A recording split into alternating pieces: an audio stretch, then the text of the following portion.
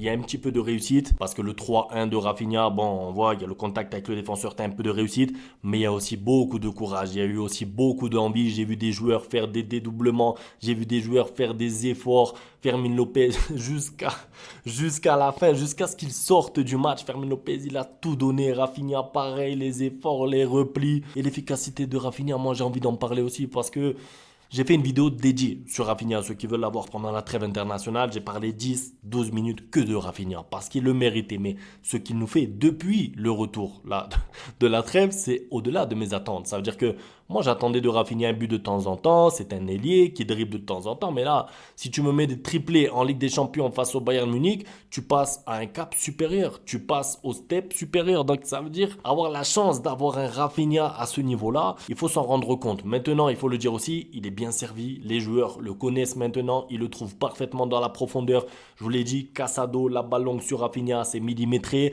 Le quatrième but, c'est pareil. C'est un but incroyable de Rafinha. Mais la passe, elle est parfaite de qui? De Lamine Yamal. Lamine Yamal m'a régalé. Je suis obligé de parler de Lamine Yamal aussi parce que il m'a donné de l'émotion. J'avais la chair de poule. Je vous le dis, j'étais là, j'avais des frissons devant son match. Il a fait des contrôles orientés. Davis qui le suit, hop, fin de corps, par à droite, par à gauche. Du foulard à un moment, balle perdue. Mais je sais pas, moi c'est le football que j'aime. Et revoir un Barça comme ça dans une soirée européenne contre un gros. Les gars là, c'était pas les Young Boys. C'était pas les Young Boys, c'était pas Séville. Je veux pas entendre de oui, mais parce qu'en face, c'était un peu léger, parce que je sais pas quoi. C'était le Bayern Munich, d'accord? Alors oui, c'est pas le Bayern Munich si vous voulez prime, mais ça reste le Bayern Munich. Ils ont une attaque de feu, ils ont un bon milieu de terrain, ils ont Neuer au goal. Leur mettre autant de buts comme ça, avec en plus, globalement, je trouve la manière, même si je le répète, il y a eu des moments où le Bayern était supérieur, mais j'ai envie de dire c'est normal. Comme je l'ai dit tout à l'heure, le Bayern était à ça de se qualifier contre le Real Madrid l'année dernière en Ligue des Champions. Ce n'est pas pour rien sur 2 matchs. En plus, c'est parce que justement, ils sont là. C'est le géant d'Europe, c'est le Bayern Munich. Je vous apprends rien. C'est un top club, c'est une top équipe. Pouvoir faire une performance comme ça, être constant presque tout le match et surtout nous offrir des séquences. Les gars, je suis désolé, mais il y a un moment, j'ai vu une séquence qui a duré 20-30 secondes. J'ai eu un flashback de 2010. Et j'ai vu sur Twitter, il y en a qui m'ont dit tu abuses. J'abuse pas. Il y a eu un 1-2, 1-2, talonnade. Lamine Yamal, tranquille, qui attend. Hop, passe à l'aveugle. Pedri, retalonnade. C'est le genre de séquence. En plus, il y avait le public. Le public qui chantait olé, olé, olé. Chaque passe, là, franchement, c'était.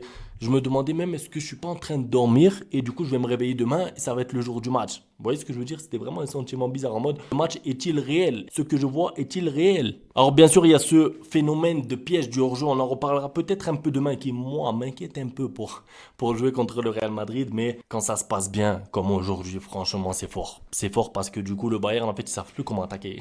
Ils sont pris dans le piège du hors-jeu 2 fois, 3 fois, 4 fois, ils essayent de changer quelque chose en cours de match.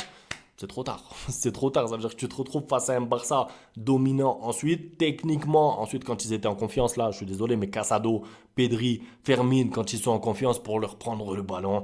Et vas-y, Lamine Yamal qui fait une fin de corps en plus. Tu crois qu'il va aller devant parce qu'il a de l'espace. Mais non, il revient derrière. Donc, atroce. Franchement, défendre sur ce Barça-là, quand ils sont en confiance, quand ils mènent au score, ça doit être un enfer. Et je comprends pourquoi Müller, il est sorti.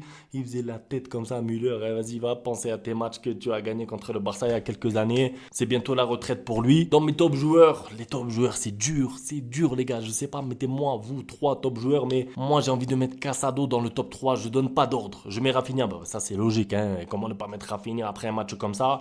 Pour les buts, mais pas que, pour le repli défensif à un moment, pour les efforts, pour les pressings, pour le charisme. Moi, je le mets pour le charisme. Vous allez me dire, oui, mais qu'est-ce que tu me parles de charisme? On parle de football. Moi, je suis désolé, mais représenter le capitanat du Barça, venir en conférence de presse hier, parler avant le match et assumer le lendemain, c'est du charisme. C'est être un bonhomme. J'ai mis sur Twitter, de toute façon. J'ai mis une photo de Rafinha, j'ai mis bonhomme. Je vous l'ai expliqué ensuite en débrief. C'est exactement ça. Ça veut dire que Rafinha, il parle pas pour rien. Il parle, il assume. Il est efficace. 1 minute, vous imaginez 1 minute de jeu, être face à face avec Neuer. Combien d'attaquants auraient tremblé? Combien d'attaquants auraient bégayé? Ils se seraient dit, attends, qu'est-ce que je fais? Une petite balle en l'air, placée à droite, une frappe croisée.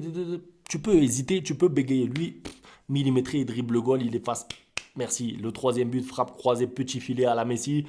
Triplé. Franchement, moi, Rafinha, évidemment, homme du match. Ça, il n'y aura pas de débat. Mais moi, j'ai envie de parler de Casado un peu parce que je tombe amoureux du joueur. Les gars, je tombe amoureux de Casado parce que quand tu vois ce qu'il fait dans un match comme ça, moi j'ai vu les commentaires et j'avais le petit doute à cause de vous. Parce qu'il y en a qui m'ont dit, est-ce que tu penses que Casado a le courage pour jouer un match de cette envergure? Et la réalité, c'est que la question, elle se pose. Ça veut dire que tu as le droit de poser la question, ce n'est pas une honte et de dire est-ce que Casado, qui vient à peine d'être titulaire au Barça, est prêt pour un match comme ça à domicile, à haute pression face au Bayern Munich de Kimmich, etc. Mais quand tu vois comment il répond sur le terrain, et je parle pas que de sa passe qu'il fait à Rafinha, je m'en fous, je parle vraiment de l'ensemble du match, de ses replis, de ses récupérations de balles. Lui aussi, il a du charisme, il en impose, il est là sur le terrain, t'as envie de lui faire confiance en fait, t'as envie d'aller à la bataille avec lui. Moi, je vais à la bataille avec Casado, ça veut dire que Gavi, Casado, ils ont mangé la même chose quand ils étaient petits, c'est des gars sur qui tu peux compter. Ils vont pas. Ah, je vous jure, j'ai de l'émotion. Je parle de Casado, j'ai de l'émotion parce que ce sera peut-être pas un magicien comme Pedri, évidemment.